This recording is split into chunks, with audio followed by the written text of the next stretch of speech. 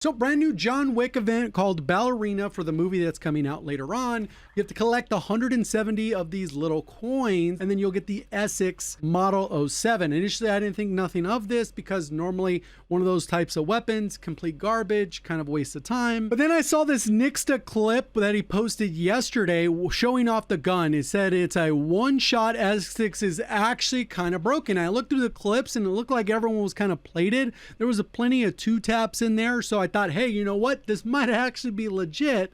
And then I went in and tested the weapon myself. And for anyone who has the spreadsheet, it's already been updated to reflect the changes of the new weapon. And the spreadsheets have been added where the Essex gets included. You can see right here. One thing I think I want to do, start doing with this spreadsheet is actually include this little bottom section. So if you want to see the specific damage of the new weapon. So maybe I'll do that for some. Otherwise, this spreadsheet will just become way too long. But we can see right here the actual number values. It does 330 to the head, which will give you a one-shot kill in its first damage range. The attachments is bumped up to around 31. If you do a little bit shorter, it's going to be around 25. If you put on rapid fire, it'll be even shorter. And then it has its next damage drop up 95. But let's be honest, you probably will not be challenging people that far because one of the things they've done to keep it in check beyond the smaller first damage drop off is the bullet velocity. Even if you stack full bullet velocity, theoretically with the monolithic suppressor, which is still bugged, can't equip it on the 3 new weapons that they've added. You would get that plus the bullet velocity barrel plus the overpressured.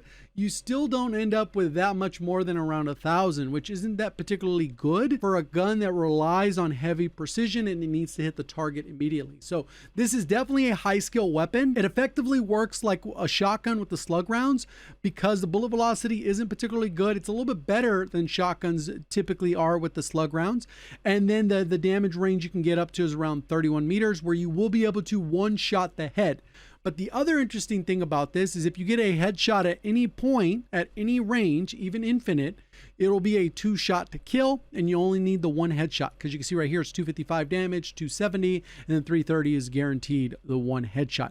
The nice part about 270 and 255 is if you manage to hit somebody with 2 plates, even at infinite range, which can happen if people aren't looting properly, it will be a 1-shot kill to 2-plated enemies with 255. So that's pretty good. If you don't get the headshot, it will be 3-shot to the body at further ranges and 2-shot between 30 and around 95 meters. And since you don't need the extended mag 2, which only adds an extra 2 bullets, you can actually level this gun up to like 24 or 25, and you'll essentially have this build.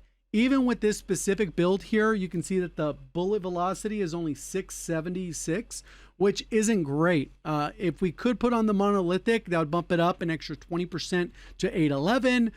We could actually go gain twist, which is going to give us better bullet velocity, but then you're going to sacrifice 5 meters of range. So you effectively would nerf your damage to that little section where you could get the 1-shot kill. So it really comes down to what you prefer. You can go up to 34 meters if you put on the long barrel, but then again, 520, you're not really going to challenge people that far. So it's going to be one of those things where you run up at someone, you're like, what the hell was that? And you got 1 shot. And it's like, dang, when I use it doesn't work that way. Well, if you're not going to get the head within 30-ish meters, you're going to struggle. If you do want to go the 8 attachment route, which you definitely could, this one would benefit from that a lot because it does give you that extra attachment. And unfortunately with this, we cannot do the monolithic, but like I said, it pushes it a little bit over 1,000. So you could go either way. If we go look at this in the firing range, you can kind of get a visual of what that range looks like. So here would be 1 shot and it would go all the way to like 4 meters before this. So this is 29 meters. There's the 2-shot, and then all the way over there is 99, which is basically at the 100-meter target. So it depends if you want that extra bullet velocity, range, or whatever the case is. You're going to pick and choose. The typical fire rate isn't particularly fast, 67. It's going to be much faster than a sniper rifle, but not anything where it's like if you miss a headshot, you're going to be in a position where you're going to die. So it's definitely a high-skill trade-off. Unfortunately, it is another event without a camo, which is just kind of unfortunate overall.